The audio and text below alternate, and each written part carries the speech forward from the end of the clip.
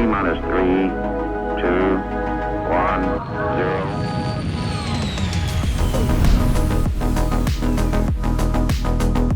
0. Hello, friends. Welcome back to the Launch Sequence Podcast. It has been quite the last couple of weeks, so we've got a special conversation to have today.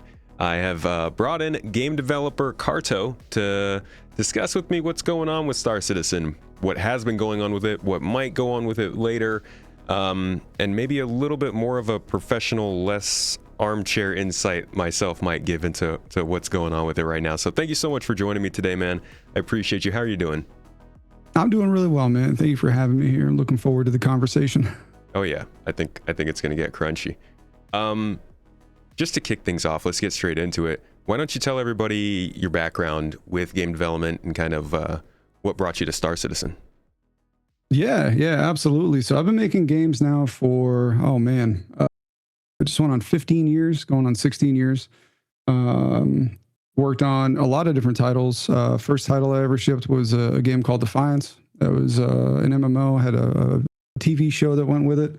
And then from there, worked on some smaller free-to-play games, and then went to Planetside, which I'm sure we'll get into here soon, and H1Z1 as well. And then some sports titles, and then went to Amazon to work on New World, which was an awesome experience, very insightful. And after all the years, now I'm back at PlayStation, making games for those guys. So it's been a lot of fun. And actually, game development is what got me into Star Citizen to begin with. Back in 2014, one of the guys I worked with was like, "Dude, you gotta check this game out." And that's when I did my first pledge for the Aurora, like many of us. And that's kind of where all that started. Did he tell you you'd be in it for 14 years? No, because I think at this point, I think I'm in it. I don't think he is anymore. So yeah, somehow I got stuck with the bill of goods. Yep. Yeah, that's kind of how it goes, huh? That is quite the diverse journey through game development. Was there any specific thing you were looking for throughout that you wanted to develop, or were you just kind of taking the best opportunity at the time? What was driving you? Yeah, no, that's a really good question. So like, I think the big thing for me was what everybody out there I think is going for, right? Finding something that you enjoy and something that you want to do, for a living. And that was the main drive to kind of get into game development. And then when I landed into game dev, I think the biggest thing for me was to work at a studio that had some level of, like public recognition. And so like PlayStation was the first time that I really, really did that. Outside of that, I just wanted to make fun games. And so, whether I was working on shooters or, RPGs or whatever it may be, like I was having fun. It was a good time. And I just kind of want to like hone my craft. Like the whole reason I think I got into video games was for level design. I love making levels. I love building worlds.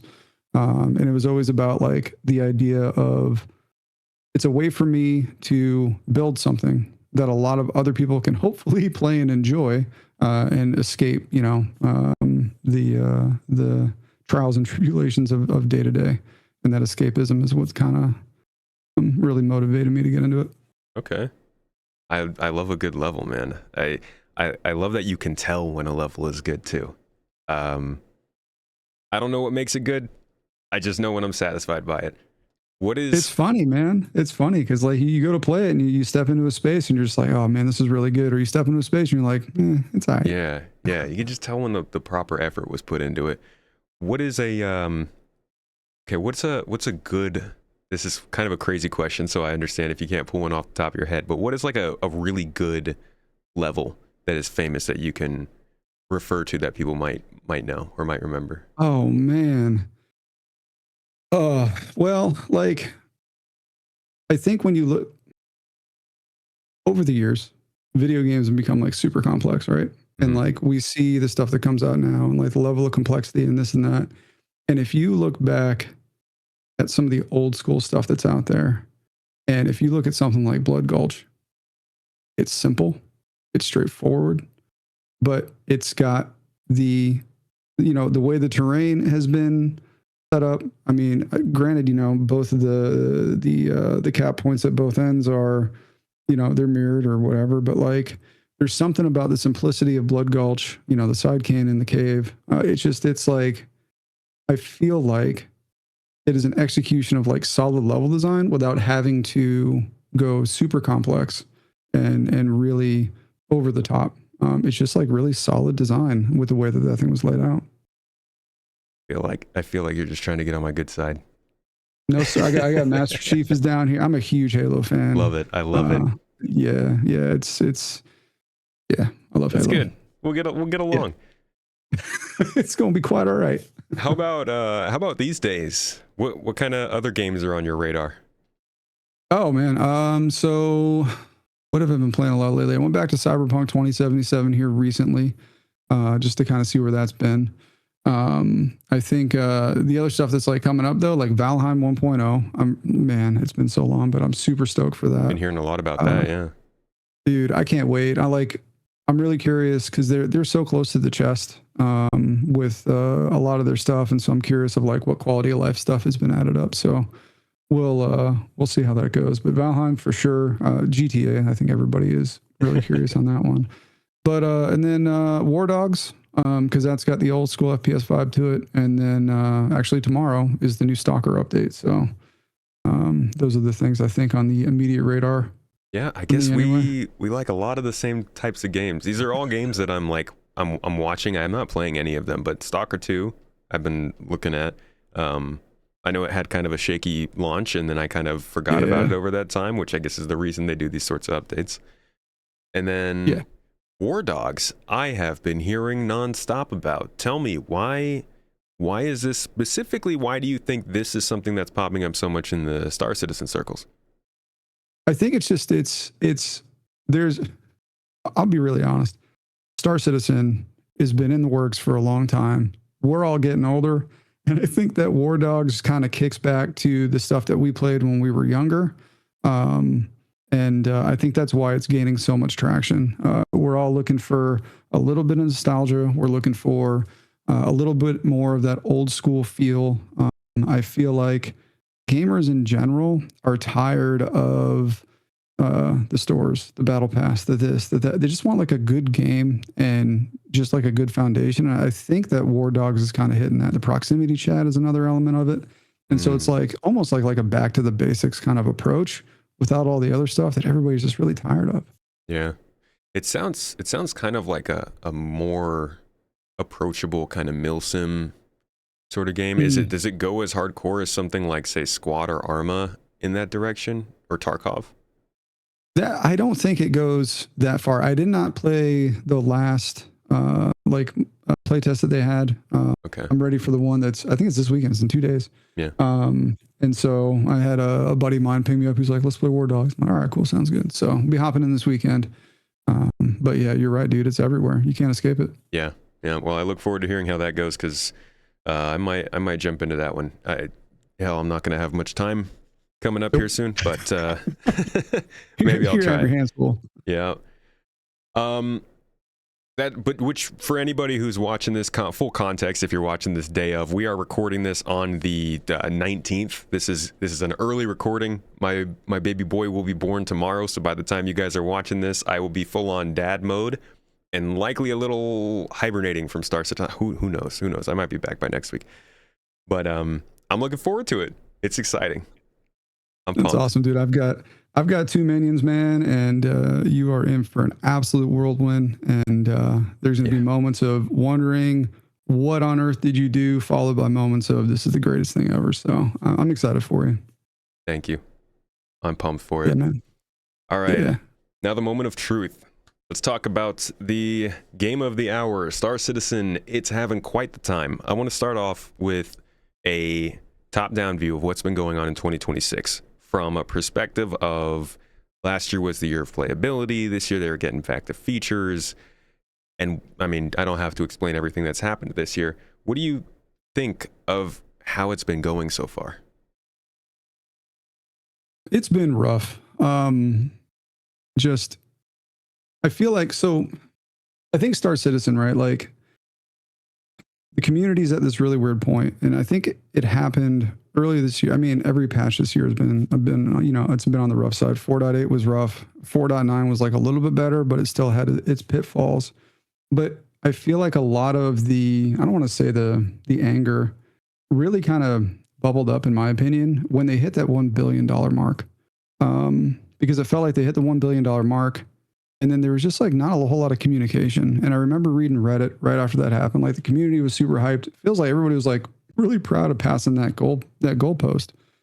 But then there was just like nothing. Everybody was like, what's going on? Where's the communication? Like the communication's been lacking all year. I think that was kind of building up, but between the Moth and then the Ironclad, and then I think there was even an issue with the M80 on top of the standard stability. It's been a really, really rough year, and like we push through it and we play it because we love the game. But compared to last year, the game has definitely been in a much more I don't want to say unplayable because you can play it. It's definitely not a 318 scenario. That was tough, but a legendary. Yeah, I started at 317 like 6 weeks before 318, so I was super excited and like this is gonna be amazing. And then 318 just came in and was like, no. I'm sorry. You bring it's interesting you bring up the Moth, the Ironclad, the M80. That's actually, I think, something important that we saw kind of flip today in CIG introducing the Stingray now. It's the first ship in 2026 being introduced in the PTU instead of straight to live, giving them a chance, hopefully, to catch some bugs that might be missed. Do you think that is a change they're making, like a conscious change they're making to their patterns? Do you think that's just because the Stingray is a complex ship? I would say I hope that it's a conscious change. On some level, makes me wonder if they're just trying to do it as a bit of a good intent. Like my hot take on the PTU is that, with the exception of something like probably the Idris, just because of its size, everything should be available to everybody, and they shouldn't use like I pledge for a ship so I can play with it early on the PTU. Like it all should be on there, and everybody should be able to do everything. Because if it's really there for testing purposes, let people test it. Like even the Ironclad, when it was on the PTU for a little bit, we got some level of, insight of the issues with the collision, this and that. But like the Moth is a perfect example. That thing didn't hit the PTU at all, I don't believe. And when it came out, like someone hopped in the passenger seat and you just couldn't quantum or whatever the issues were. And, a bunch of stuff didn't work. And it's like, if it really is a test universe, just open the floodgates. Don't use it for marketing. Don't test the game. Just let people in there, make progression super fast. Let people get to master level contracts so they can test the crap out of it. Don't hold your content behind, 50, 60, 70 hours of play. And then people get to that point and it's all broken because no one's actually tested it. So that's my kind of take on the PTU. Just open the floodgates and, let everybody play with everything. Get a good beat on health of the game. They're stuck on this weird place where they monetize their test environment and everybody tells them, hey, like you're saying, just make everything open. You're still going to make your money. But do you think that they look at that and just don't trust that they will make the money? Do you think that they just don't believe it's not possible, or it's not, I don't want to say laziness, but they just don't find it worth experimenting? Yeah. I mean, if they still wanted to keep the wave system, for example, and keep wave one behind a sub or, playtime or whatever it is as well, then I think that's okay. But once it goes all waves, just let it be just everything. I don't think, at least I don't feel like, and I could be wrong, I don't have any of their analytics, I don't feel like people are rushing to the ship shop to buy a ship way ahead of time, because you can't even buy these things when they're on the PTU. You had to have bought it at the last IAE or whatever. Yeah. But they're not rushing to buy a ship to go play with it on the PTU. They'll buy it when it hits the live environment. So I don't know. It's just, it's weird to me. I don't know why they hold it all back. Unless they're worried about, concurrency having a problem, but I don't know. It's always been an interesting choice for me. They're very FOMO minded.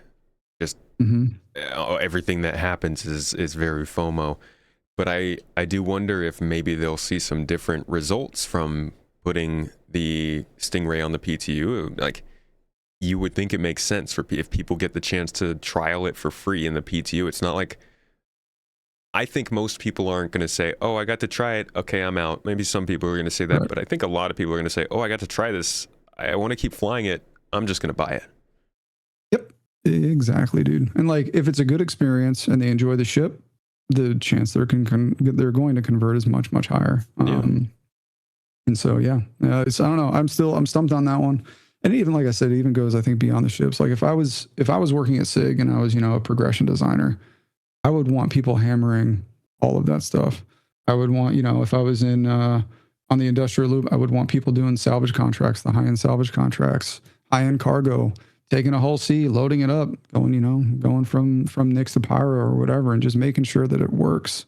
And all that stuff is just gated, and it's strange. Now, maybe there's a level of like a technical restriction where they can't, if they ungate it on PTU, then that data is exactly what goes to live, and they don't have like environment specific modifiers. That could be a thing, but I feel like the insight they would get, it would be worth investing into that to some extent anyway. At least I would hope. Yeah. As of right now, it feels like they're just testing all of the progression gates, right? Yeah. How fast can you get through them? Yeah. So we looked at 26 from kind of like a fan's perspective. How about from a developer's perspective? How would you judge the way they've handled the things that have happened this year so far? It's tough, dude. It's so like there's a level of communication, and communication is always a double-edged sword. Some people will take your stuff out of context and run with it. Other people will say that it's never enough. Like it's a really fine balance between, what's going on. I think 2026 in its current state would be received a lot better if there was more consistent communication. Like what's a good example of this? Let's just roll with the Moth, right? Moth comes out, has the issues it has. And if they would have, hit it right at the beginning with, hey, this is what happened internally. This is what we caught that's going on in live. We'll be fixing this, A, B, or C. Sweet. Awesome. The similar thing that what we just saw with the last stream that they just did. They should have been out, in my opinion, the next day or even the next day after. Look, we understand how this looks. We understand how this went. This is what's going on. This is how we're going to be better. And there's been some communication, but overall, like if you just communicate and you communicate consistently and you just give the reasoning why, even if it's reasons that people may not agree with, they'll at least accept the fact that you're giving them some insight into your process. And, I've been through this a lot. I went through this a lot with H1Z1. And then again on Planetside, where something would happen, the player base didn't like it, something didn't go well. We explained why it happened, and did it fix it? No, absolutely not. But were people a little bit less tense over it because they understood it? Yeah, it's that human element. And communication's been lax. Would you say when something along the lines of this recent Star Citizen Live, actually, that is sort of a two-stage thing. So first was the Star Citizen Live happened, the community had their reaction to it, we all went through that process. Then the rest of the world found out about it, and it had a whole nother wave, which I think we're kind of still in right now, but a whole nother wave of relevance. When you worked back with the H1Z1, or maybe Planetside might be the most like equivalent to this sort of community, how would you have handled that from the company's perspective? Obviously, I'm not saying you were the PR person, but how do you think you guys would have from how you acted back then? Oh man, honestly, probably similar to what they're doing now, with silence. To be completely honest, it's tough for a company when something, especially like with as viral as it's going right now, there isn't a whole lot that SIG can do or say to fix it. This is. It's not No Man's Sky levels of bad press, right? But if we use No Man's Sky as an example, No Man's Sky came out. It was an absolute disaster and a train wreck, and they didn't say anything. They went quiet and they got to work. And then over the years, little by little, they started to do their thing. And now No Man's Sky is like, the ultimate comeback story. Sig needs to, at this point, with as viral as this thing is going, I'm not sure if they can say anything right now that will help. It definitely won't help calm the large sense of virality. I mean, we're seeing even people who don't typically report on games are reporting on this thing now. Like it's going, right? Big, like, yeah. yeah, there's no stopping that train once it gets going that big. But what they can do is, 4.10, granted, I think that might be a few days from now. So hopefully that's good. But 4.11 or 4.12, those patches need to be absolutely bulletproof to help calm some of the chaos that's currently out there. There's no letter from the chairman. There's no SCL. Nothing is going to fix it all. More so than just getting the game into a good spot and proving that the game can get to a good spot. And I think that that'll be their best asset to help calm the nerves, I guess. Now, we're at an interesting time because it was 2 months ago now. It was July 1st we got the roadmap roundup that announced how they wanted to make their shift. Before that, I think it was 2 weeks before that, Benoit, the CTO of CIG, was on camera explaining the same things. And they started to make some changes in 4.9. Friend on the channel, 10#42, was reporting that frame rates have been increasing between 4.8 and 4.9. Not anything crazy substantial, just showing for the first time an increase this year. We don't know about 410 yet, but they're still clearly trying to put in some small fixes here and there. Nobody's going to think that it's enough yet. But do you think that they actually can? I mean, this is yet another sort of bump on that path. I'm not going to try and assume that they were going to put 2 months into that direction and then just kind of wipe their hands of it. But if they wanted to get back to adding features now, instancing, Starware, Genesis, they must be reconsidering what it looks like from the outside with all this going on, right? How do you think that might shake up the next couple months for them? Do you think they'll actually double down and fix it like you said, or is it going to be same old CIG? That's a really solid question. I think so. Typically, when you're really, your back's again, you're in a corner, I guess, in a way. You start to look at things a little bit higher level and broader scale, and so Starware, the loadout system, I think, is another one that was being worked on that should be coming up here soon. Yep. Even Genesis, right? You start to cross-reference like, hey, if we bring in Starware, what's the domino effect and how much other stuff can this thing break? And then what's the gain? And, what is the rate of return against the amount of risk that this is going to kind of bring with it, right? And so something like Starware, maybe it's not so bad. Or maybe Starware interacts with the atmosphere system that we've seen they've had problems with forever. And they're like, all right, well, we got to hold back on that, because if we bring in something that's going to blow up the atmosphere system at this point, it's going to be even worse. And so I'm sure there's a little bit more scrutiny over like what's going to go in the build. I think the big thing is, when you look at the triangle, you got time, you've got cost, and you've got quality. And SIG is trying to get kind of all three, I think. And typically you can only get 2 out of the 3. This has been something that I've been thinking about for a while. I think I'm going to jack up his name. But I think it's Richard Tyre, either way. Tyre. Yeah, Tyre. And he said one thing that really hit home as someone who makes games. He said the patch must go. It always has to go. And it's like, I've worked with people who have that mentality, and that mentality can be a really good mentality. Really, really can, if you're willing to cut back on the scope of the patch. Because if your mentality is always that everything will go one way or another, your game is going to be an absolute train wreck, because you just can't. You can't always do all of it to a certain quality bar. Mm-hmm. Things are going to fall off and you got to pull things back. And we see them do that, right? You'll see something goes tentative and then boom, it'll get moved into the next build. But I think there's got to be like a real look at like how much they're trying to put in, and then how much time is going towards making sure things are stood up correctly versus just getting more features in to hit more beats. It's tough, dude. Yeah, because there's a lot. I mean, they've got these two crowds, and I think the crowd that wants the game to work right now is bigger. But so we just want to see the game finished, right? You mentioned loadouts, starware, like even if you just take 3 features that might come in the next couple of months, loadouts, suit lockers, I guess those two you could kind of group together, and then Starchitect. Those are huge changes. Don't worry, guys, I'm not saying game changing, but they're big changes to the game that can make a difference. And like you said, if starware comes in and maybe it solves the problem that we have with like equipping helmets or something, but then it breaks the ability for us to wear heavy armor, is it worth the trade-off?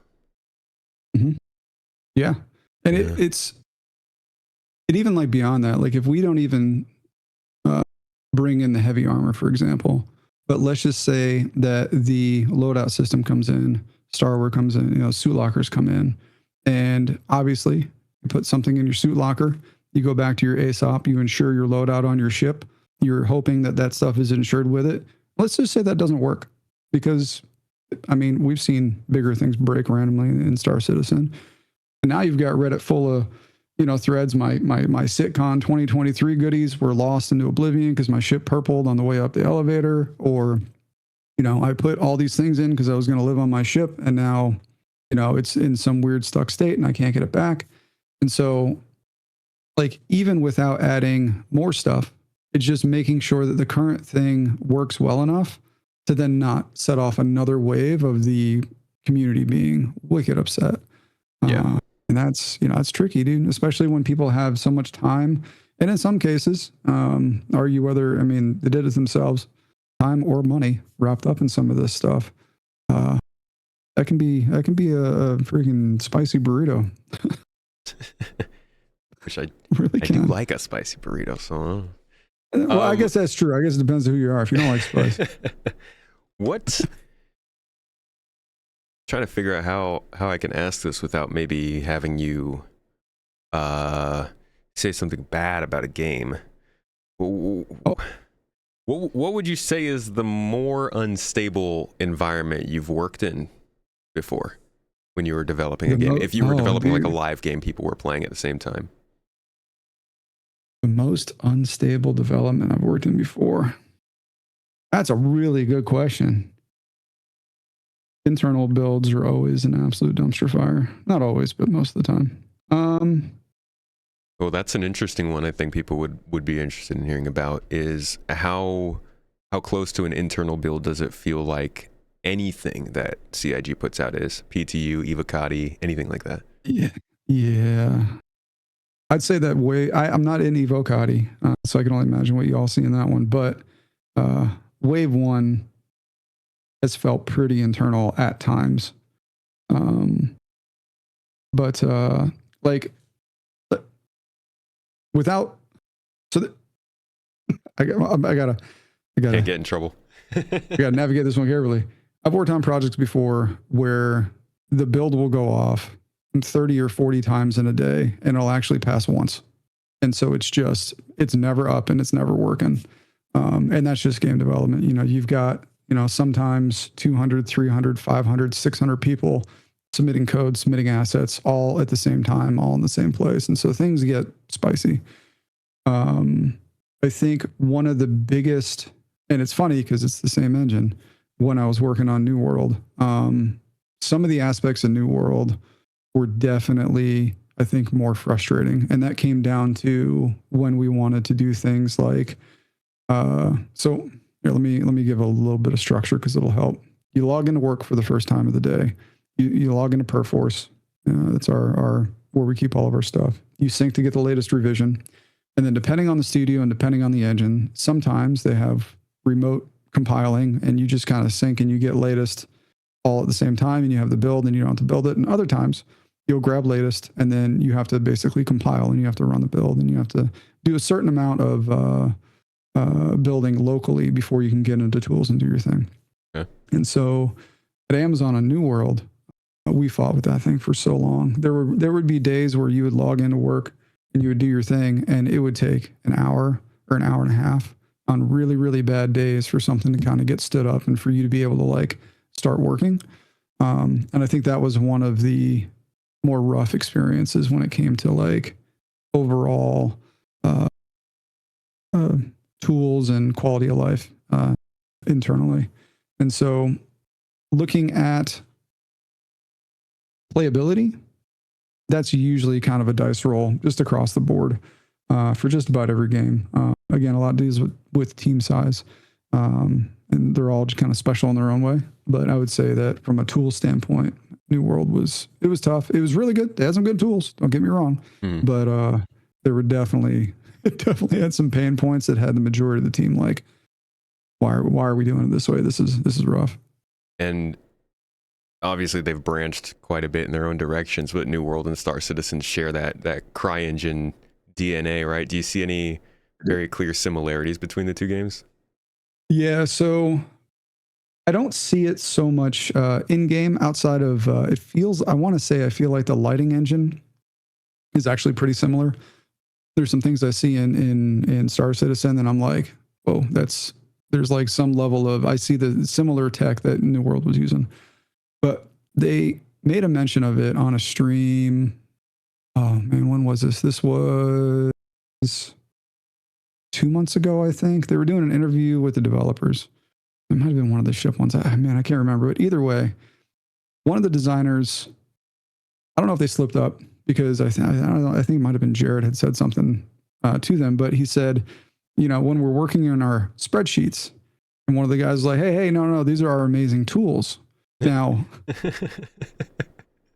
and that line right there just made me go, you got to be kidding me. And so design data in a game engine is usually handled in a couple different ways. Sometimes you have a database, and the database is where everything is referenced. It's all kind of linked together inside of its own tool. Other times your data is hooked into a prefab, which is basically an object inside the engine. You put your data in that prefab, and so you're managing it in engine. What Lumberyard did and what we had on New World, and this is why when they said that, it was just like, ding, like, oh man, okay, now I know what they're working with. I basically had like 30 some odd different spreadsheets, and these spreadsheets all tied and linked to one another, but not like a hard link. There was no like visual graph that tied the spreadsheets together. It was basically like this header goes to this spreadsheet over here. And so as long as these two data points match, then the game will tie these things together. And it was in some way a nightmare because it was so prone to human error because you could be off one character in one random cell. And some of these spreadsheets were like, hundreds of thousands of cells that it was just like debugging and going down the rabbit hole and trying to figure out where stuff is. And it was rough. And the other part of it was like, we would hire a new designer to come on, and the ramp up time was a complete nightmare because you're like, I got to explain how these, 30, 40 spreadsheets work and how it's all tied together. And they're just like, oh my God, you got to be kidding me. Like, it's just how it's done.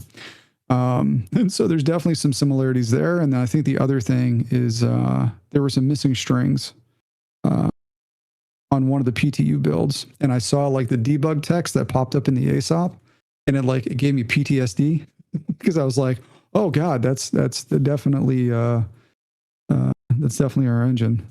Still in there somewhere running in the background. So I definitely know, I think to some level of what they're dealing with, at least on the design side, when it comes to their tools and how it's all set up. And it's tough, dude. That's pretty funny. That must be kind of sneaky because, it's crazy how much of the gaming industry is all just engines kind of branching off from similar starting points. You get to see the little crossovers here and there. Yeah. Yeah. And especially with what they got going on, right? Because it was, I believe at some point they were using Lumberyard, and they went over to Star Engine. And I know they said it was like a whole new engine, and maybe they just took the architecture. Maybe it's not the same thing. And maybe it's just like they built a new engine that happened to operate the same way. But yeah, there's definitely some similarities in there, and I can definitely feel their pain after I had worked in it for a couple of years. It's really powerful because you can do a lot of stuff without having to like bother an engineer if you know how to manipulate the the data sheets or the Excel spreadsheets yourself, but it doesn't mean that it doesn't have its downfalls, and it can be really rough. Yeah. Well, the story of their switch from CryEngine to Lumberyard to Star Engine, they now call it, is that's a crazy. I recently worked on a video just to kind of chronicle that whole period of time, and I learned some things about that kerfuffle, we'll call it, that they had with Crytek. Yeah. Oh boy. Well, what do you think your biggest takeaway was in terms of like you're sitting there doing your editing or you're doing your homework and like you realize it? Like, what was your just like? Did you have one of those moments where you're like, oh wow? I don't know if I should say it on camera because I don't want like to get sued or something. Fair enough. the biggest takeaway was that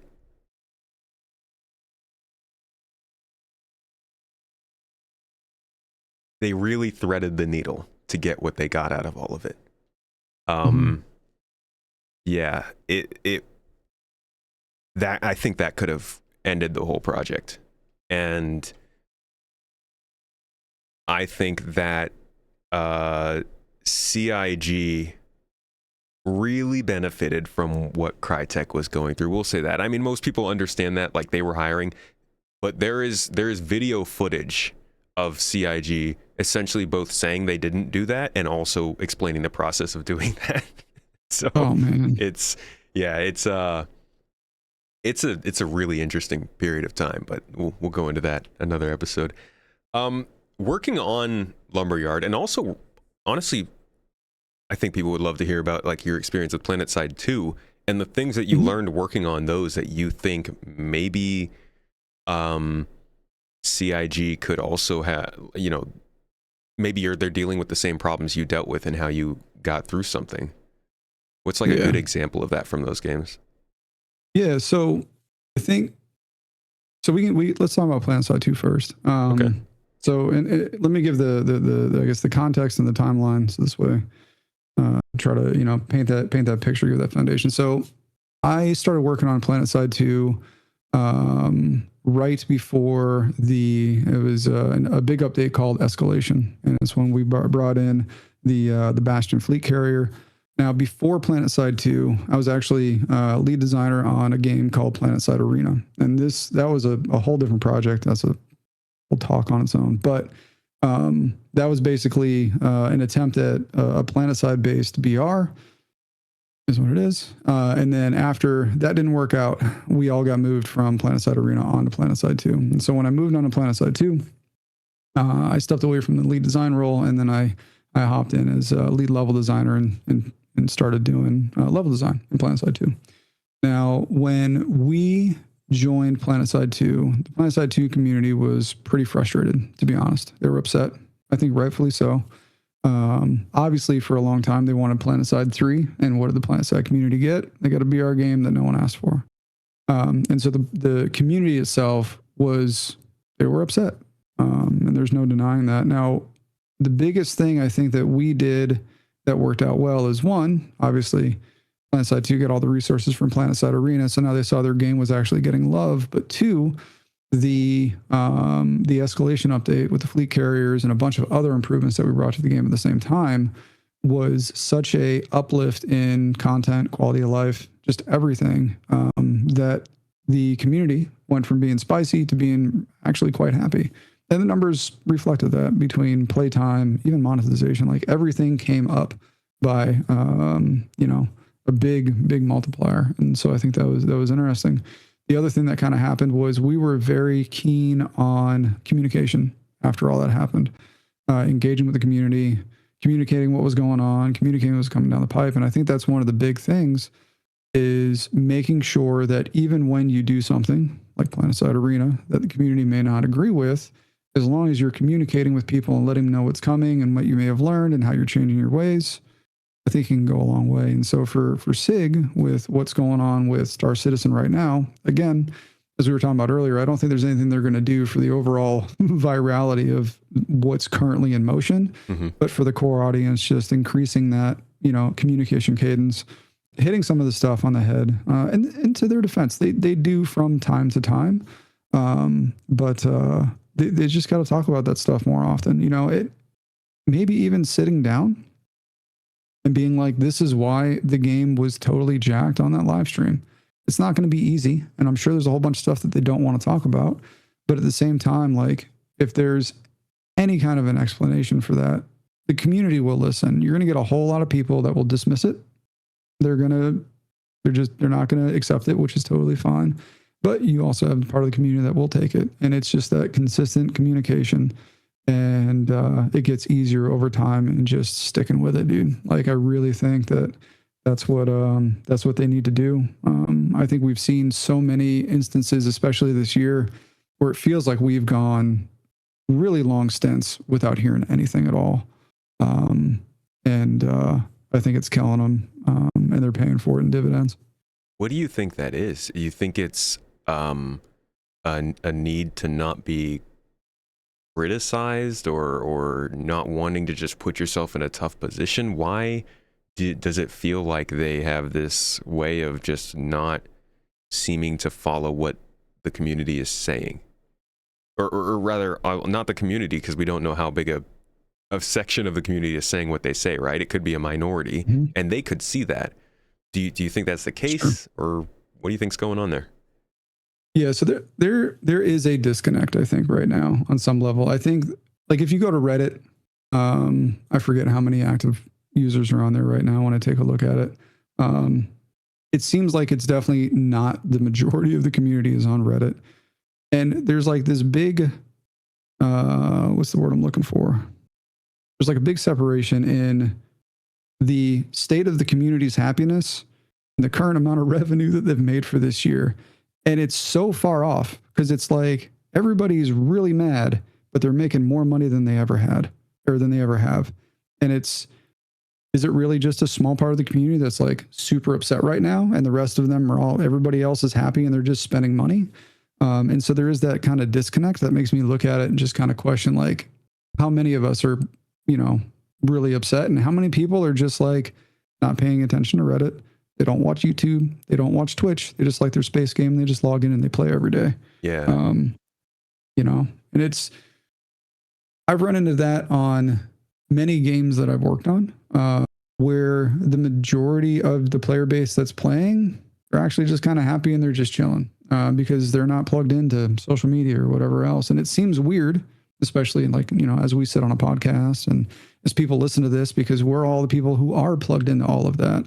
But there's a lot of people that just kind of play games and don't pay attention to a whole lot else. Yeah. You got to wonder, how big is that segment of the community? That could be the majority of it. I have no idea.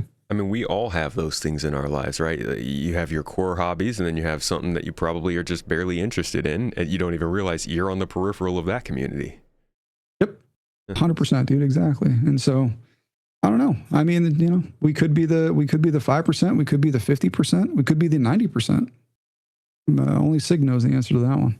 And do you think then that, like you're saying, being consistent with the communication, with improving the game, is that then serving the anger? Is that responding to the anger that could be this vocal minority, or is that doing the right thing for the game? Mm-hmm.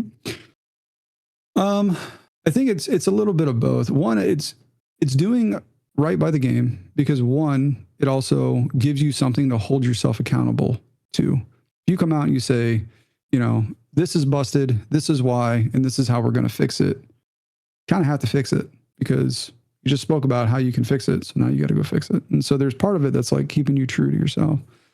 The other part of it is to help the community who's upset or even not upset just have more insight to the process and what is going on. When I was going through a lot of the, I think, negativity in the H1Z1 community, and that's a whole saga on its own, even people who were like really, really, really, really mad, if they would like pop into a stream and I would explain why something is happening or why something is going the way that it's going, they would leave not really liking the direction, but they would understand the reasoning or the context. And that missing context can usually go a really long way to at least get someone to be a little bit more open-minded. The problem is like when you have problem after problem after problem, and that context or the reasoning just isn't there. Like, for example, the Moth came out, that was busted. The Ironclad comes out, that's also busted. And then I think I said another ship earlier that, anyway, it was like 3 ships in a row, and they were all busted. And everybody's just like, what are you doing? How is this stuff so broken? Like, and it was all like really, really, really obvious stuff. And so I think the communication on that will help, but at the same time, that stuff also has to get better. You can't just release a brand new ship for, $600 and then you can't even fly it. As soon as you QT, it just stops. Yeah. Like, and I think that's the other side of it, especially for Star Citizen. Like, if Star Citizen was, I spent $70 and all the stuff is in the game and I just go play it, and they put a new ship in the game that I didn't pay for, and I get in and it doesn't work, different level. If it's something that somebody gave you $600 for and it's in the game and it doesn't work, well, you signed up for that. And I know that, it's an alpha, but at the same time, like, there's got to be a level of due diligence, especially when stuff costs as much money as it does. Yeah.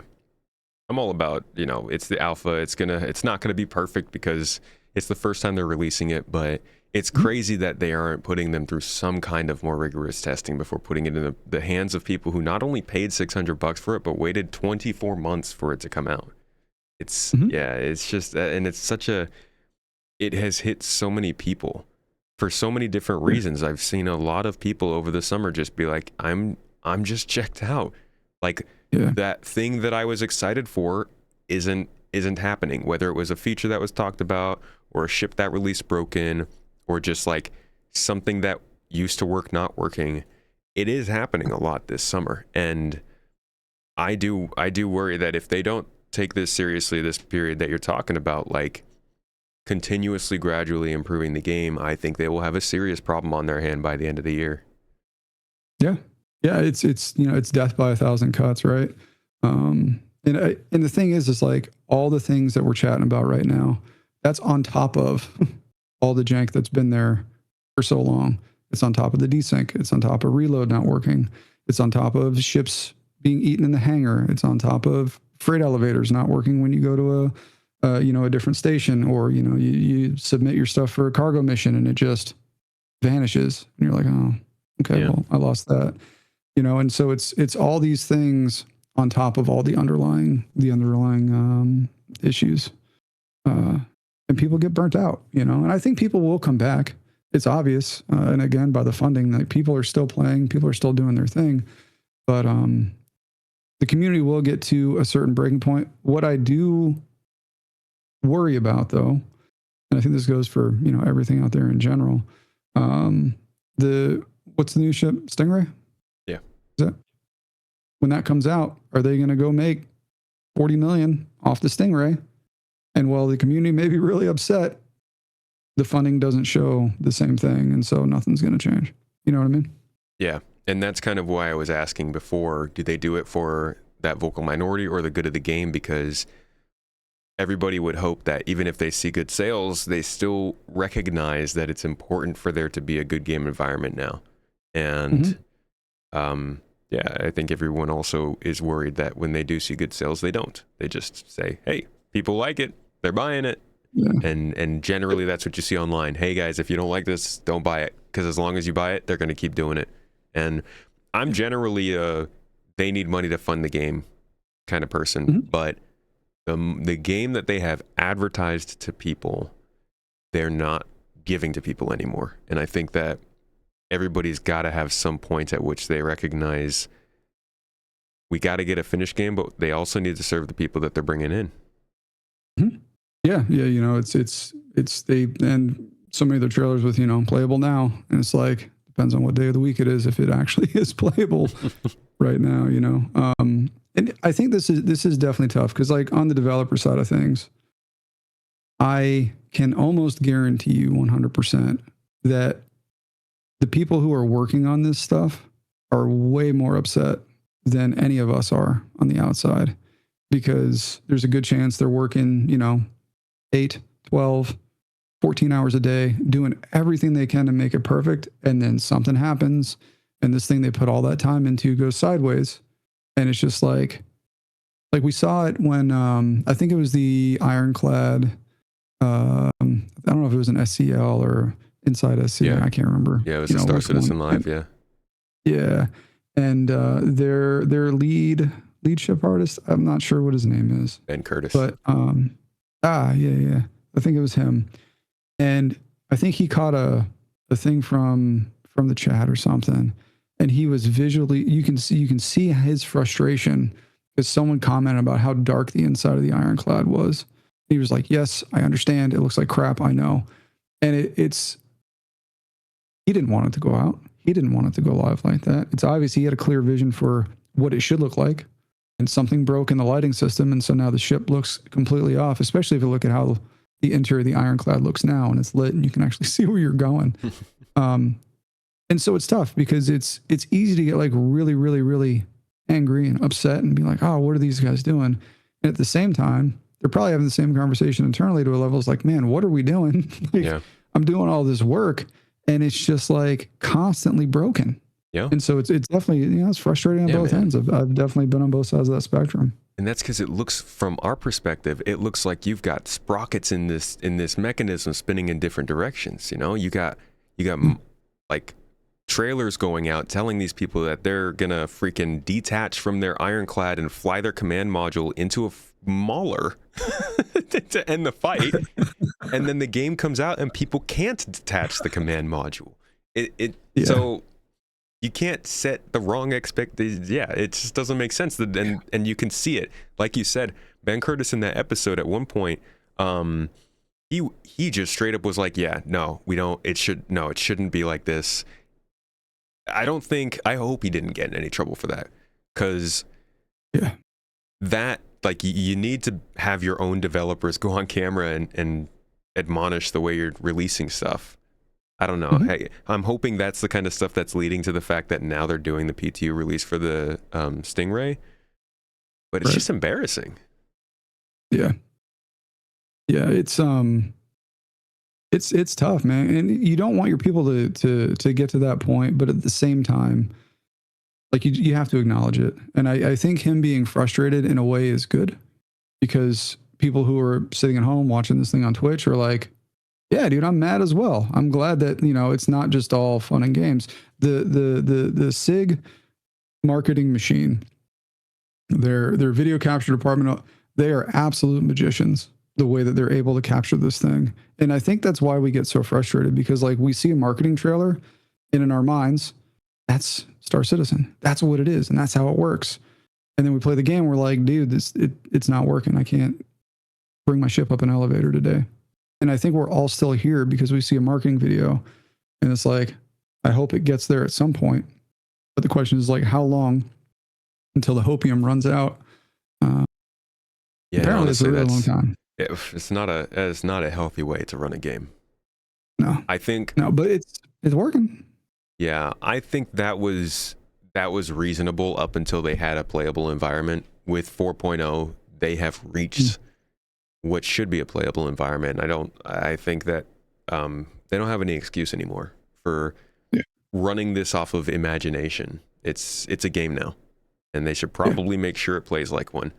But I want to take a turn towards design, because there's a lot of people who play Star Citizen played Planetside. There's some similarities there with the way that people go to conflict. I didn't play the game myself, but I've seen little bits of it here and there, and I feel like it kind of gives the same vibe that something like Hathor in Star Citizen does. Not as objective based, but maybe just the sense that you're going into an open environment with other groups.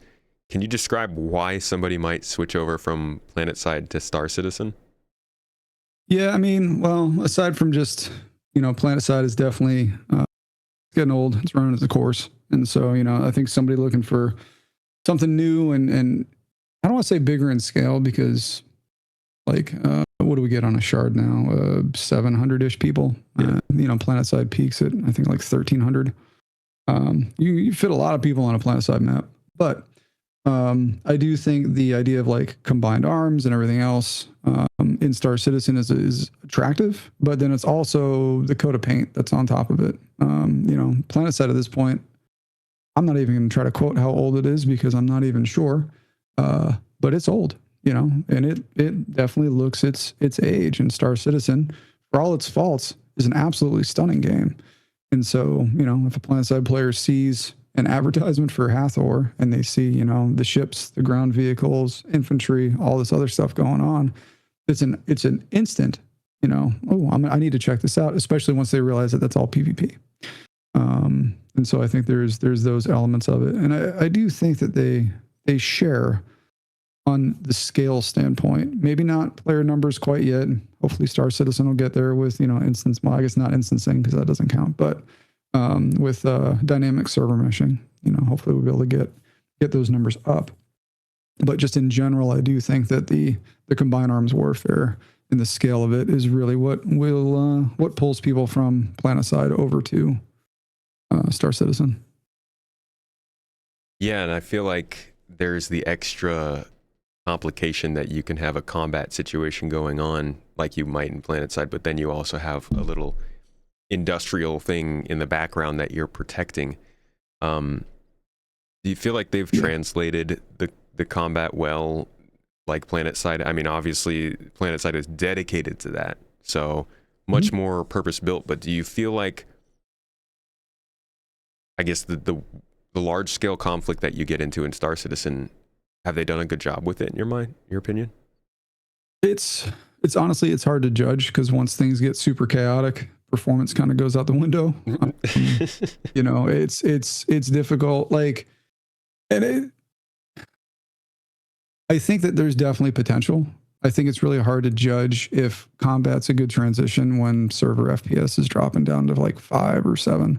Yeah, it's really difficult. You know what I mean? And Planetside was definitely not a 60 hertz game. I want to say, I think they ran at 30. Maybe they ran a little higher. But I mean, 1,300 people, you're tracking hundreds of thousands of bullets at that point. But I do think that Star Citizen has the potential. I think that there is more depth in some of the FPS mechanics, even in-ship mechanics. I mean, Star Citizen is a very complex game, as we all know. And so even all the little subcomponents are much more involved. If you're, flying a ship in Planetside, you're not managing, components. There's no aspect of engineering. Like, that stuff just doesn't exist. And then even on the ground, when your boot's on the ground, the idea of FPS radar pinging that Star Citizen is supposed to bring in, even corner, QE corner lean isn't a mechanic. And so there's definitely, I think, a level of complexity. And I think that Star Citizen has the potential to be something really, really great. But we just got to get it inside of an environment and on a build where we can showcase that at least a 30 FPS server. Yeah. Well, then it comes to dynamic server meshing, which is, we're not going to say it's Jesus tech and it's going to fix everything, but supposedly it will help them continue to raise the ceiling of the amount of people that can be in a shard. What are your thoughts on that and the promise of dynamic server meshing and getting a lot more people in one space? Yeah. I mean, the tech seems dope. I mean, just from like a 10,000 foot view, you look at it and you're like, that makes sense. I think a lot of it's going to come down to how it feels to shift from one server to another. Because right now, like, a lot of it is masked. You're coming in via QT, and we all see it when we kind of hit that wall. We get that stutter in QT, and then, like, you're good. And that's you kind of crossing the line. Now, I haven't played a 4.10. From what I've heard, going into an instance, if your internet is solid, seems to be quite smooth. You just like walk right into it and you're just good to go. And it's pretty seamless. Yeah. Which does give me hope, right? Because that transition, if jarring, you'll know when you're going through a door or gate. And so as long as the dynamic stuff is similar to that kind of a transition, you're good. If it is a server is going to go down, and so you're going to get merged into another server, and the whole game hitches for a half a second while it transfers you, that's going to be a whole different ball game, because technically if it's dynamic, you may not be in QT when this happens. Yeah. You may be, running around Hathor, and then the Hathor server combines with something else and everything freezes for a half a second, and now you're dead because you were, cut out in the open during a transfer. So a lot of it's going to depend on that tech stack. Got to be perfect for so much data. It's pretty crazy. Dude. It is. And I think that's another thing, like when you really think about it, all the things that they are transferring and all the things that they want to copy over, even like with the replication layer. I think the replication layer tech is really crazy because it's basically copying the whole server. So like I was playing the other day and I was doing a cargo mission and I had a server error halfway through unloading my ship. And I was like, you've got to be kidding me. I thought I was cooked. And all the cargo on the cargo elevator vanished. And I was like, well, this contract's toast. There's no way. And I just happened to go check the elevator and it stored it via the replication layer, I believe, rather than just me losing it all. Nice. And I was really impressed. I actually didn't lose the progress of my mission. I was able to load the rest of it and finish the mission, call up what it auto stored and send it down, and everything was good. And so there's like instances when their tech really shines and it's like really, really cool stuff. But I think everybody's just so worried about like the what ifs when a lot of the basics just don't work. Yeah.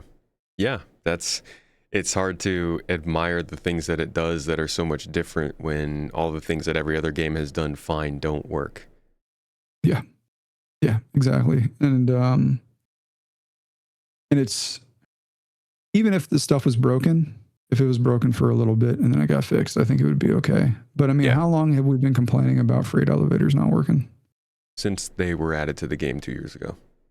Exactly. And I think that right there is one of the biggest problems, because it's like, if this hasn't been fixed in 2 years, how is a loadout system going to function? How is Starware going to function? Like, what are we, and I think a lot of this, like this kind of goes down to how they release features. Like we got T0 item recovery. I don't even know. Last a long May. time ago. Yeah. And I've always kind of wondered, they brought it in at T0. Why not work on that and work on that until it's at T2 and you're happy with it, and then move on to the next thing, instead of like shotgunning a whole bunch of T0 stuff that's half done and then just moving on to something else and never like maintaining focus. And I think that's like one of the things with the game over time that I genuinely question from I guess like a production or a management standpoint. How frequently is the team internally being shifted and changing their focus? How much are they being thrown around? How much of it's flavor of the month? How much work is being redone and just thrown away? This was a long time ago, but I worked with somebody, obviously I won't say who had worked there. They were on a specific module of the game, and they said that they threw out the work they had done and they reworked it something like 9 times. And it was the same thing. And it was just do it. Okay, cool. And then like 3 weeks later, we want to do it differently, and do it again, and then do it again, and then do it again. And it's like, how much time have we spent redoing stuff for the sake of redoing it versus making progress across the game as a whole?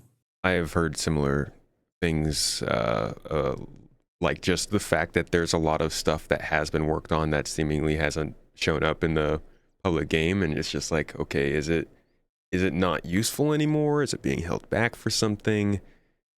Yeah, and from a developer perspective, obviously, you can comment on how much that kind of churn might happen in a typical studio.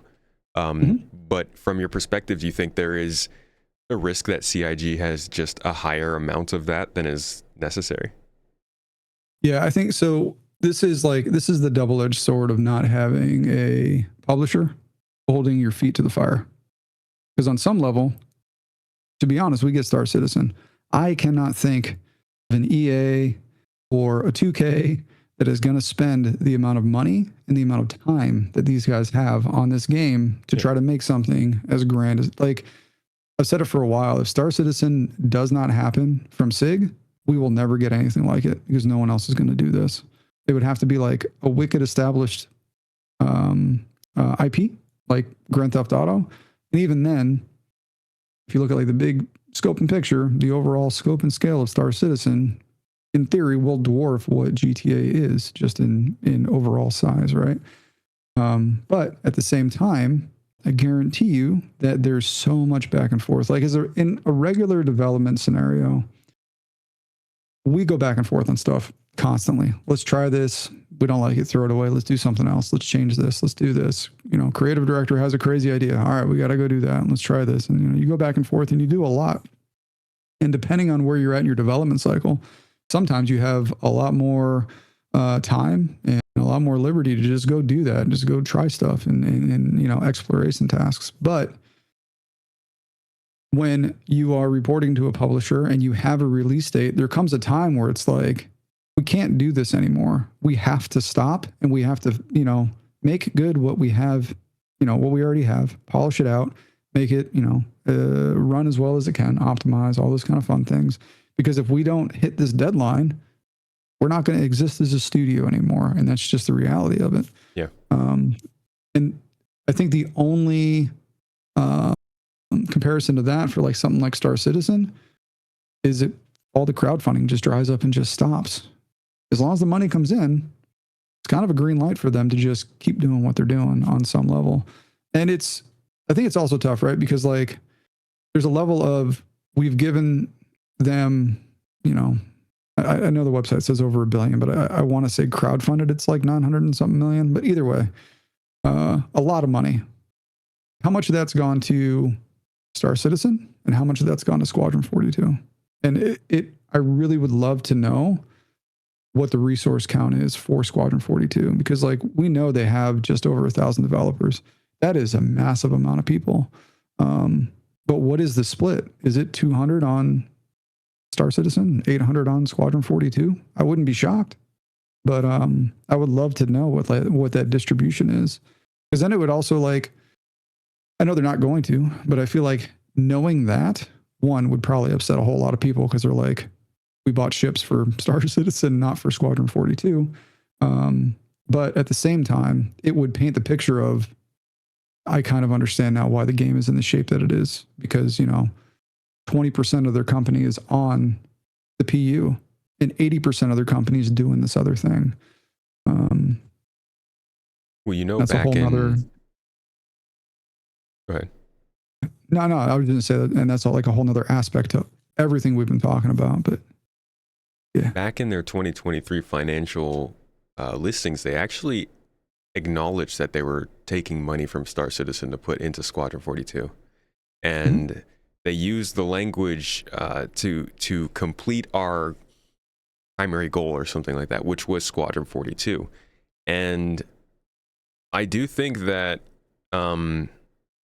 there's just I think that's probably their only sort of situation here where they're nervous because of the Calders, because of the investment and the risk that they have there. They actually do have to answer to that. And that might be why we're seeing so much focus on Squadron 42 over the PU. They don't necessarily get into legal trouble with the backers, but with the investors that they have on Squadron, they might. Yeah. They're friends, I think that's never know. Money does a whole lot to friendships. Yeah. But it's, I think there's also this element of it as well where like, and I haven't gone through to read the ultra fine print because I don't normally do that, but I feel like when you pledge for a ship, it says it's going towards the development of Star Citizen. And so I think that like diverting any funds from pledges to S42, it's just, I feel like that in and of itself is an issue, because I feel like the majority of us who pledged for this game want Star Citizen. We want the, quote unquote, it's not an MMO yet, but want the MMO. We want that persistent universe. And so I think people get extra upset when there's even the thought that all the money they spent, did half of it go to Squadron? Did most of it go to Squadron? Like, what is that? What is that split? And granted, to be fair, you spent your money on a virtual spaceship. Like, it's in the nether. It is what it is. But at the same time, I feel like there's a level of honesty or integrity that should be upheld on the other end. It's also hard to know how much of the work goes into either that gets, that can be easily used in the other game versus how much of it is bespoke or made for that one time. I really believe that the flight model that they are using in Squadron 42 is going to be somewhat different from Star Citizens. I think that they probably settled on their flight model for Squadron years ago, around when they did their whole Master Modes thing with us. And whatever they're doing with Star Citizens flight model is probably not going to be showing up in a game that's supposed to be coming out in 2 months, or the next 4 months, I guess. Yeah. This is a good point as well, right? Like, what kind of numbers does Squadron need to do in terms of sales? Because the bigger that number is, the more arcadey the game needs to feel. I feel like your average Joe who's coming home after a long day of work and wants to, I guess, not sit on their couch, but sit at their desk and play a game. Are they really looking for the next generation space sim? Are they looking to fly around, see some dope explosions, blow some stuff up, and take in a story? And then how much different is that in Squadron 42 versus what we see in Star Citizen? That's much more, I guess, in depth. I think it should be a lot different. Yeah. I think the Squadron 42 should be the action movie version of the MMO, right? Yeah. And that's probably how they've built it. But in terms of making Star Citizen work, we've talked about the tech a lot.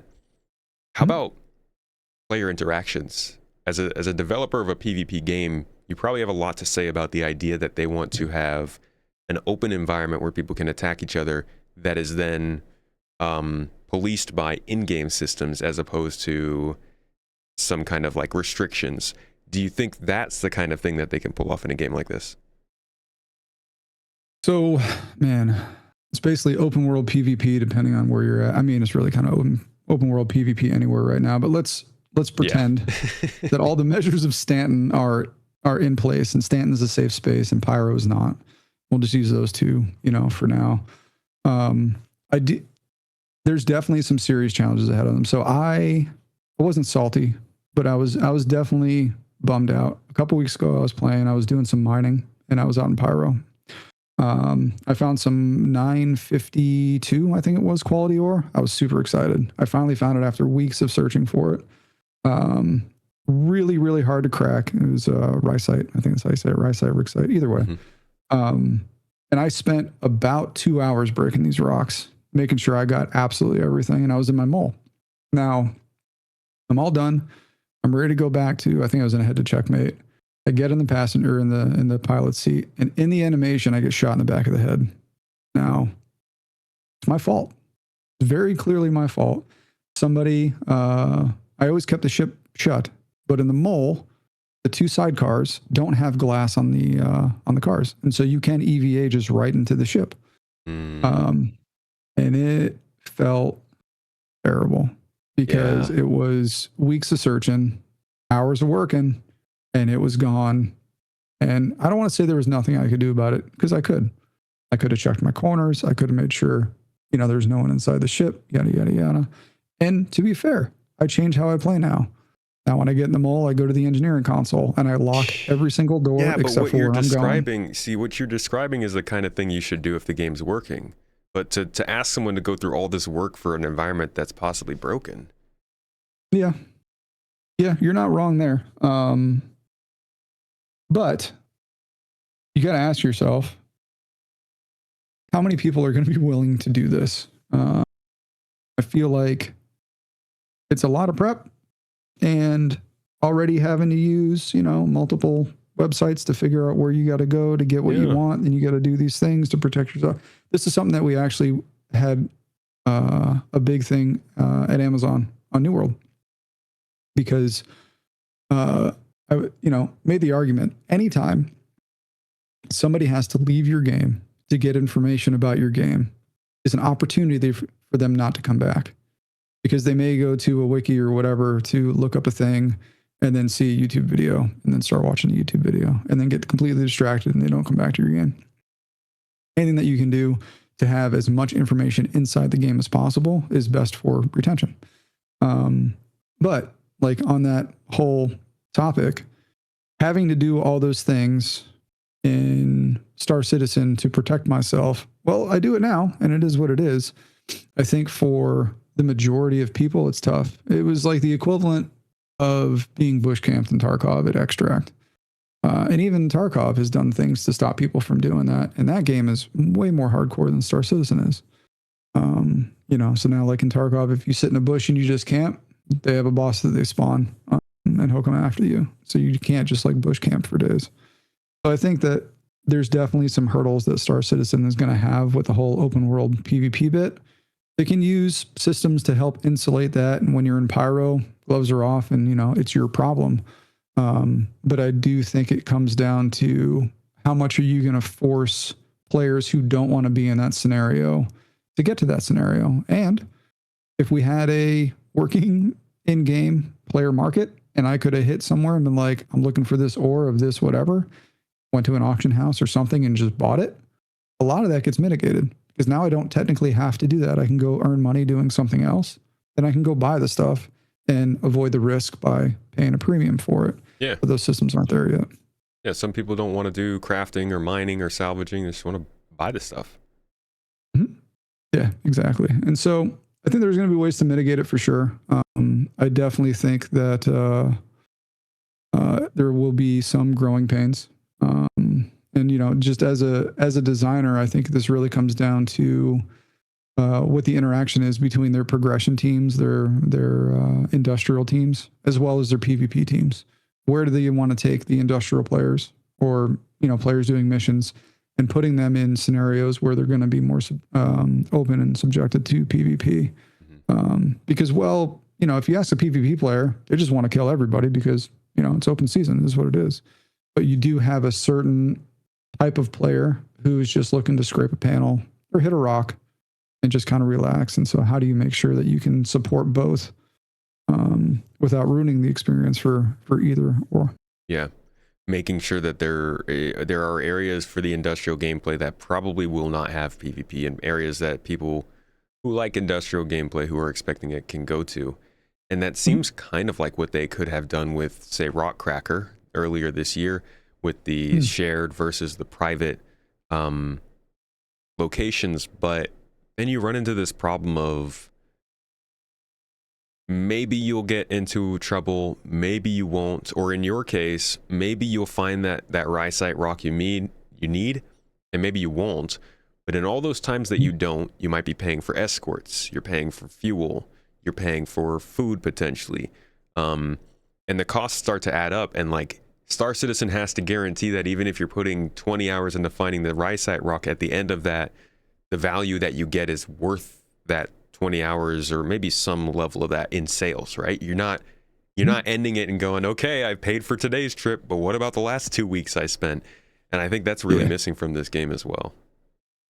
Yeah, I think the economy has been, I think we all have felt it one way or another in a rough state. And it goes even, I think, further than that, right? A bunch of us share a mission and we split all of the, all the credits or whatever. And so it's almost like it's not counterintuitive, but it goes against, like, I don't want to play with somebody else because I'm going to get less money for what I'm going to do. And there's a lot there that needs to be kind of worked through. Now, I want to say that I saw a post somewhat recent where everybody's getting their own bit, but I don't remember the details on that one. I don't either, but it's crazy to think about this stuff and think about how this company needs to figure out how to get their MMO systems working, their social tools, their freight elevators, their cargo, all that stuff. And then they also have to figure out the psychology of an MMO and making that work with the idea of open PvP and a dynamic economy. And it sounds damn near impossible. They have a lot of work in front of them. I think when I was on New World, I was lead systems and I was running the economy, and I learned so much so quickly running the economy for an MMO. And this was further in development. I wasn't there in the beginning. This was at Brimstone update was one of their big free updates, and then beyond, and then I did the economy for their expansion.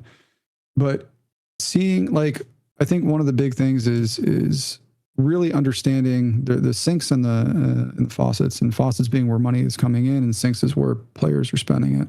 And it's one of the big, I think, issues that SC has right now is like your main sink is ships. Like it's the only real thing. Yeah, you can go to spend a couple mil to outfit a ship and with your loadout or whatever. But unless you're doing like player to player using UEX or whatever, there's just not enough on the sink side and variety to make the economy truly work. And that's why we see some of the crazy things that we do on the economy side. And then on the faucet side, I think there's such a disparity of like, I'm going to go do this thing for 10,000 credits, but the ship I want is like 18 million. And just like, you're trying to figure out like, how do I tie all this stuff together? And you can do cargo and stuff and get up to 600,000 or 700,000 for a contract, but the economy team's got a lot of work in front of them. Yeah, that's for sure, especially with player markets. Yeah. And I think at this point, I know I was certainly hoping that it would be further along in those departments by now. That's the kind of stuff that, while a lot of systems were tied behind server meshing working, I was hoping after server meshing would arrive, the teams would be able to start to talk about, hey, yeah, these are the ideas that we have for this, and we want to get these functioning in the game. And we've seen some of that, but it's been very slow. Yeah. And it's, again, like, I do wonder with the speed of how some of this stuff comes online, how much of it is, internal iteration on just designs. Like for social tools, for example, I think we're finally starting to get some stuff on the horizon. But how much of that stuff has been, back and forth? Is it like one of the biggest issues that I've run into over my career is things like the bandwidth of the UI team. For whatever reason, in just about every studio I've worked at, the UI team is always way underwater. They don't have nearly enough time nor nearly enough staff. And I don't know why that's the case, but it's been the case, like, I kid you not, at every studio. They're always UI like, devs. We do, dude. It's like they're always last in line. And there's never enough of them to keep up. And so, especially when it's something like social tools where it's basically just UI that you're interacting with in order to get all these systems working, I do wonder how much of this has been back and forth and settling on a set of designs versus getting someone to actually do the work and get this stuff implemented. Yeah, but with the state of UI in Star Citizen, I'm expecting the best UI I've ever seen in Squadron, because it's been such a long time. Like even the building blocks program that they were switching to, I think the building blocks was like what they wanted to use for creating it, and then Scaleform was what they were using for rendering, but they wanted to switch over or something. And like even that building blocks transition was like 4 or 5 years ago. I think everybody was expecting at least for everything to be on the new system by now. I think they're still rendering some stuff with Flash. Jeez, dude. Yeah. There's technical debt, man. There's a lot of it. And like, I've seen so many projects. I mean, Planetside was one as well, that was just under so much tech debt, because like game development, I know it feels like it moves really slow, but it goes so fast. So many things change. And if you're throwing things like changing engine revisions on top of it, that just completely compounds everything. And so just getting out from underneath that technical debt, and it's a hard thing. It sounds weird, but it's a hard thing to argue for, because the like shiny and sexy bits, they're not really there, right? It's like, it'll run better and it'll cause us less headaches. And, as a dev, that sounds good. Even as a player, that sounds good. But like for the company, they're probably like, well, it's not a selling point when it really would be. Things running better is a huge selling point. But yeah. And so getting rid of tech debt is always one of those things, because you really got to slow down everything in order to clean that kind of stuff up. It's pretty monumental. Rough when you're still trying to finish the game in the first place. Yeah, we use the analogy that like the car is on the freeway doing 80 and you're trying to figure out how to put a wheel on, because that's exactly what they're doing. And, they keep running themselves over, but Yeah. they can't slow the car down because, they've got, like, as much as we like to, oh, look how much money they're making. Like, at the end of the day, and this is why I don't think that like Star Citizen is a scam. They've got 1,000 developers. They're feeding their families. They're eating dinner. They're doing all these things. All these people are employed. But like the machine, and they've done this to themselves at this point, but the machine is moving so fast that they can't slow it down, but they need to slow it down.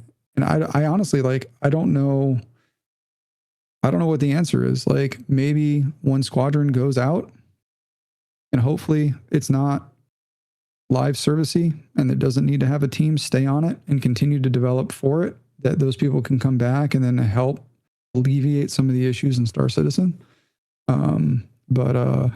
Yeah, dude, they gotta get the wheels on, and they gotta slow down to do it. Yeah. And I would hope that Squadron could do it. But it's gonna have to be a successful game to, I think, alleviate them. I think the financial stress is really a big one. It's like having to do these ship sales every month, having to push these patches to go with them. As much as we hate them, they're running, I don't want to say lean, but close margins, definitely. And with these other financial risks, it makes sense. And I hope that Squadron, it can be a good moment for them to make some more money. I do too. I do too. I want to ask you about the things that you've seen in your time in building games, and what is something that you have never seen before that you're seeing in Star Citizen? It can be good, can be bad, it can be weird. What's something that sets it apart? Oh, something. So this is gonna be kind of a messed up answer. We like those. And if anybody that I'm working with hears this, I do not mean this in a negative way, but the potential, to be completely honest with you, the potential for Star Citizen is, I think, absolutely off the charts. And, the game that I'm working on, what we got going on, I'm extremely excited for, but the sheer vast potential for Star Citizen and to kind of deliver on, I think, the dream that we've all bought into is something that I have never seen in another, and I don't think any of us have seen in another video game. I think that's why we're all here. It's why we're all still here. Because we, are stuck on that hopium train of, just how good this thing could be. And I think that's a good and a bad thing, because on one side, it's something to look forward to. It's something that keeps us going, something that keeps us involved. On the other side, will we honestly ever be happy? Will they ever deliver something that we actually sit back and go, this is enough? And I don't know if they can do that, to be completely honest with you. No. Not for lack of trying, but just for lack of like what this has become in all of our heads, and honestly what they've kind of painted the picture and made it out to be. Yeah. And I mean, I think that's something that everybody's got to ask themselves. Is that a problem? Is the potential being the most unique thing about a game dangerous? Because I mean, potential is just imagination. Yeah. And to be fair, for the last 14 years, well, it's not a blank check. The community has written this company a blank check. Do whatever you want. Do your thing. We're here for it. We're rolling with you. But that also comes at just a massive cost, because the expectation just kind of it's one of those things where, like, I think there's a level of concern even for something like Grand Theft Auto 6. Can it deliver on the hype that is currently floating around for this thing? I don't know what the answer to that question is. GTA 6 could be the best thing since sliced bread, but with what this thing is like come to in everybody's mind, will it be able to deliver on that? Like, even if it is the best thing. Yeah. And Star Citizen's in the same realm. Not saying that Star Citizen and GTA are nearly the same thing, because they're not, but Gonna get some just the comments picture for that's been that. yeah. Yeah, no, you're right, and they absolutely have been. But it's just, can they actually deliver on what they've promised and what we've all kind of like been imagining this thing for so long? Yeah. Yeah. Let me ask you a follow-up to that then. What would it take for you to lose that feeling of the potential and realize, okay, they're not, like, it's gone? What would cause me to check out a Star Citizen, huh? Hopefully not a bad Star Citizen Live. No. No.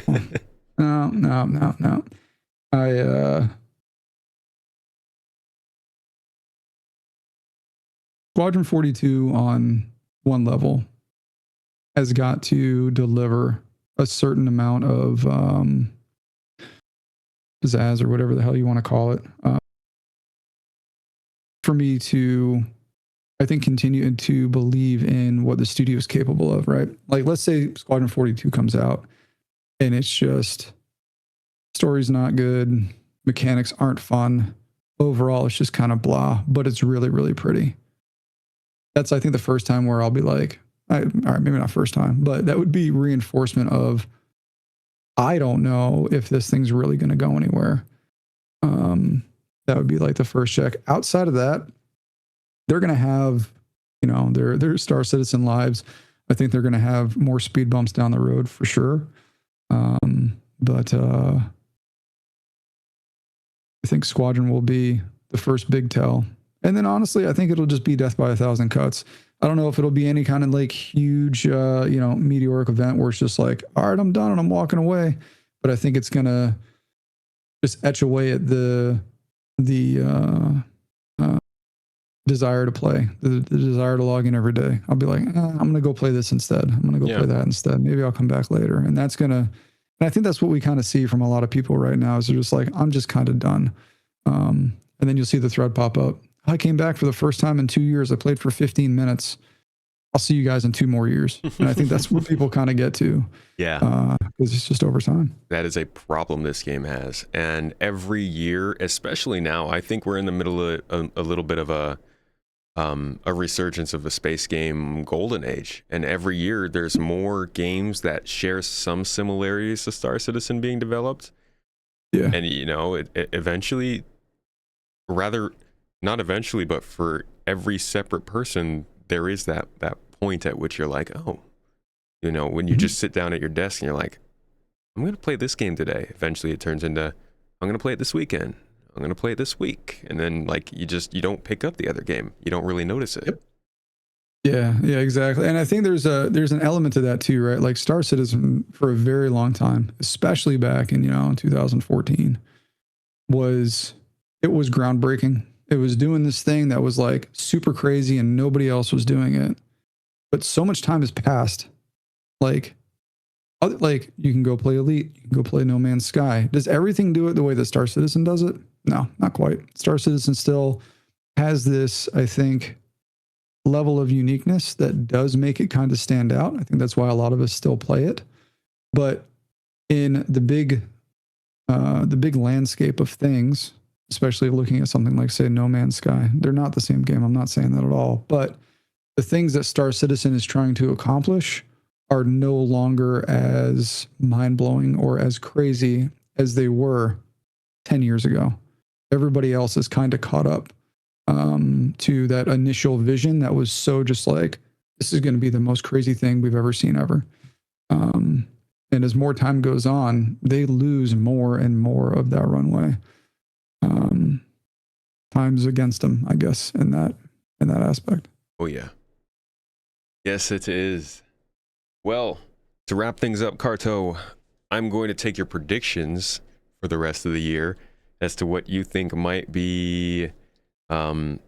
still be coming in this game, because as we've talked about, there are a lot of possibilities, a lot of ways it could go, depending on what they focus on and what they decide to do. We know what's going on with 411, but are there any hot takes you want to make for the next 3-ish months that we can bring you back on later and crucify you over?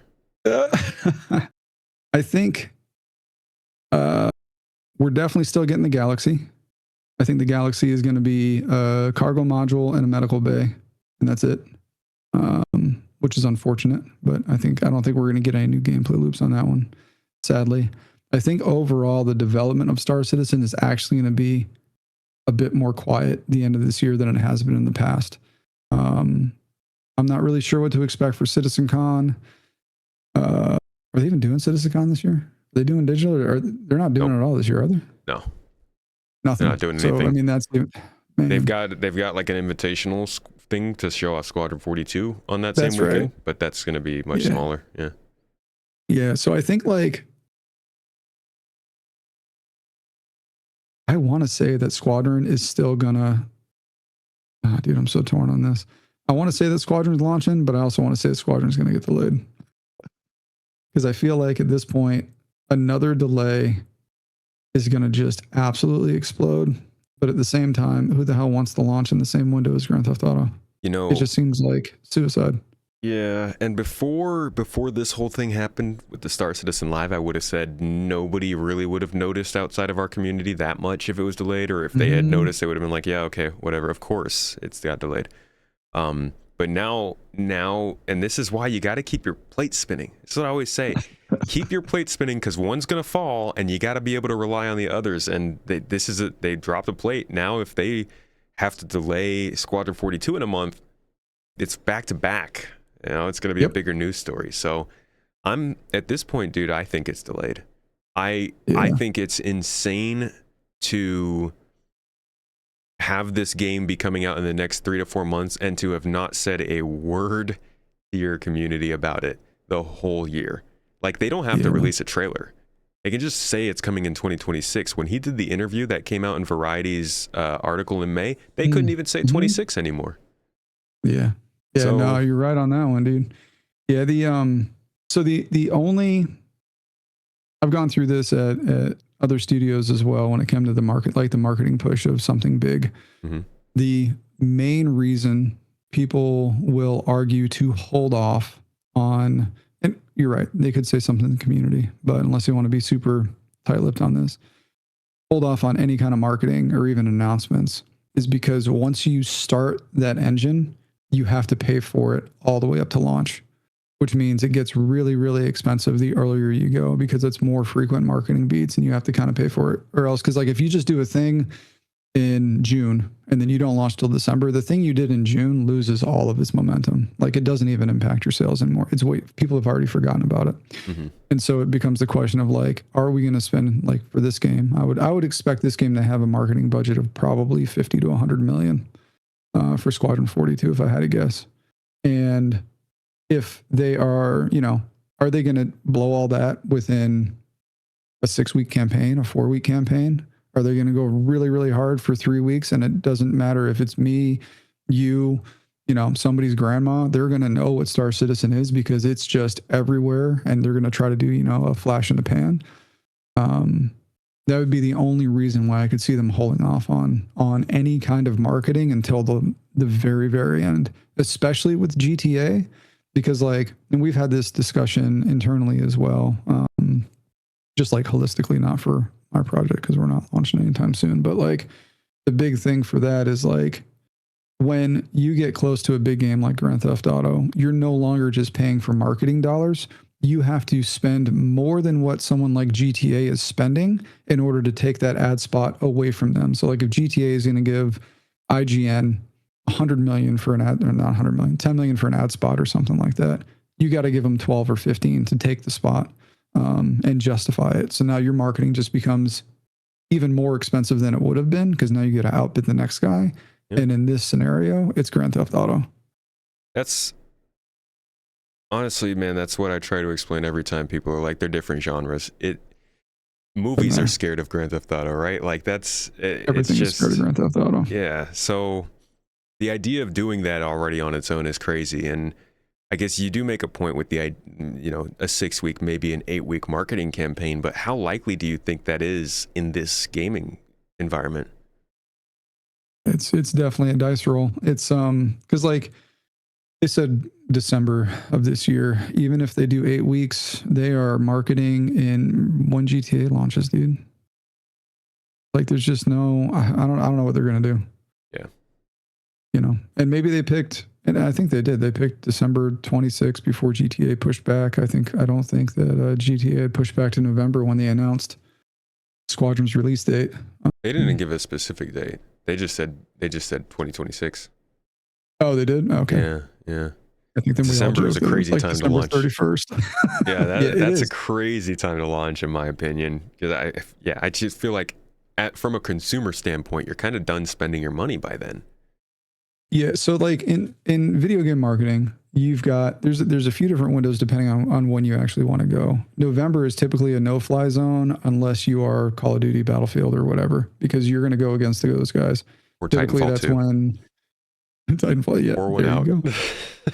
Rip, man. Titanfall 3 needs to get here. But those months are just completely blocked off because it's insanely expensive, and you got to pull people away from like Call of Duty or whatever else is coming out. I think, like World of Warcraft usually has stuff around then as well when it's like expansion years and whatnot. So that's usually a very, very tough time. Right after Christmas, everybody's broke. Everybody spent their money on Christmas, so people don't spend for a little while. So your next like real big shot becomes like April, maybe May. People have started to recuperate from Christmas, and now you're starting to get into like the spring break era, but you haven't gotten to summer vacations yet. But again, it depends on what your demographic is, or what the target audience is going to be. Because then do you just wait until summer when all the kids are out of school and you've got a much bigger net that you can cast in order to get new users? So them doing it in December always seemed quite wild. But to be fair, if they really pushed a big marketing push, Star Citizen, at least to us, it's a huge game. You know, Squadron 42 could be and could come in like a Call of Duty in terms of its marketing campaign and its marketing campaign and its ability to buy ad space and take over. Now, will it attract the same? It's not that long of a running franchise. Space sims are a much smaller genre. That can all definitely be, I think, talked about. But I think from SIG's ability to maintain presence, I think they could absolutely maintain presence if they wanted to. It's just a question of will it pay off. My best case scenario for them would be they delay and put some extra time into polishing, get in a surprise console release, and drop it all at Invictus Week next year. And it all goes smoothly. Holy crap. Could you imagine? That would be crazy. Oh my. Yeah. I could only, they're not there's no way. I don't know, dude. There have been rumors throughout the years, of course. There's no knowing right now, I think.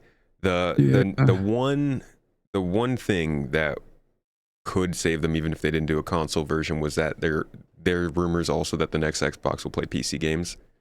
So that could be a way for them to get into that market a little bit more, but I don't know. I think unless they go multi-platform, they're probably not going to do like gangbusters sales, as the kids say.